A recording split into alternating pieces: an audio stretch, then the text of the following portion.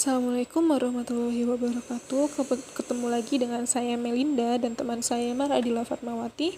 Kali ini kami akan menjelaskan materi tentang lingkungan udara dan pencemarannya. Materi ini adalah salah satu submateri dari mata kuliah Fisika Lingkungan yang diampu oleh Ibu Welly Anggraini MSI.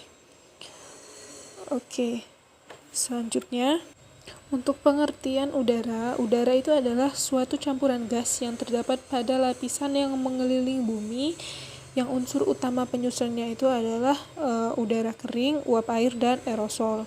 Nah, untuk karakteristik dari udara itu ada udara mengalir dari tekanan tinggi ke tekanan rendah, volume udara tidak tetap, udara dapat dikompresi, berat jenisnya itu 1,3 kg per meter kubik, udara tidak berwarna, udara itu mudah bergerak, udara dapat ditekan, dan udara itu dapat berkembang dan menghasilkan tekanan.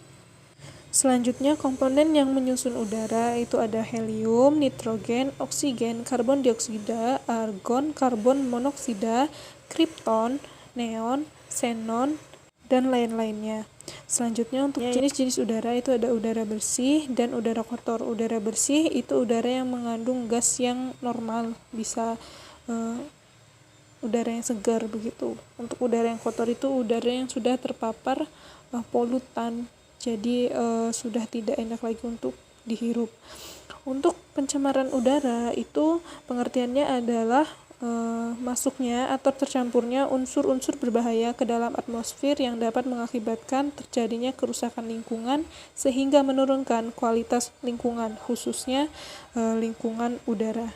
Selanjutnya, jenis-jenis pencemaran udara itu berdasarkan tempat ada dua, indoor dan outdoor. Berdasarkan efek terhadap kesehatan itu ada iritasia, aspeksia, anatesia, dan toksis.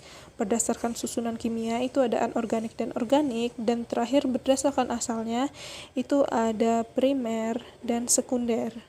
Selanjutnya, tingkat pencemaran udara itu ada 4.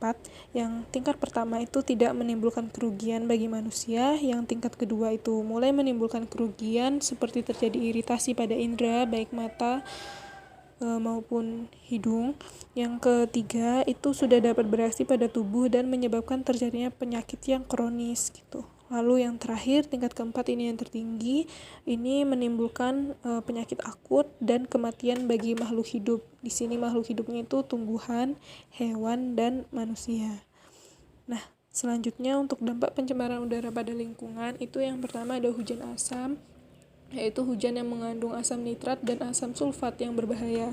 Lalu yang kedua yaitu eutrofikasi, yaitu suatu keadaan dalam tubuh air di mana konsentrasi nutrisi atau seperti nitrogen itu tinggi dan merangsang pertumbuhan alga sehingga menyebabkan ikan mati dan hilangnya tumbuhan dan satwa. Selanjutnya adalah haze. Haze ini adalah keadaan kabur, yaitu ketika sinar matahari bertemu partikel kecil pencemaran di udara. Haze ini mengaburkan kejelasan warna, tekstur, dan bentuk apa yang kita lihat. Lalu yang terakhir itu ada penipisan ozon, yaitu ini penyebab salah satu penyebab dari global warming. Selanjutnya, untuk dampak pencemaran udara bagi kesehatan itu menimbulkan penyakit, membuat mata merah dan iritasi, gatal dan bersisik, iritasi pada saluran pernafasan, gangguan pada pernafasan, mengganggu tumbuh kembang anak, dan yang terakhir mengurangi jarak pandang manusia.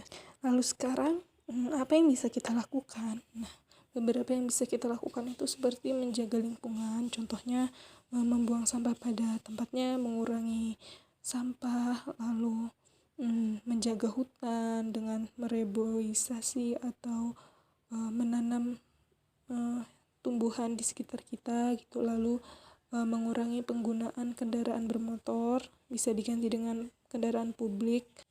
Lalu mengolah sampah agar tidak langsung dibakar karena asapnya itu mengganggu kita. Lalu mencoba sebaik mungkin untuk tidak merusak lingkungan. Sebisa mungkin apapun yang bisa kita lakukan, begitu. Oke, itu saja materi dari kelompok kami, saya dan Dila. Mohon maaf jika ada kesalahan. Semoga ilmu yang kalian dengar di sini yang kami sampaikan bermanfaat untuk teman-teman semua. Saya akhiri. Wassalamualaikum warahmatullahi wabarakatuh.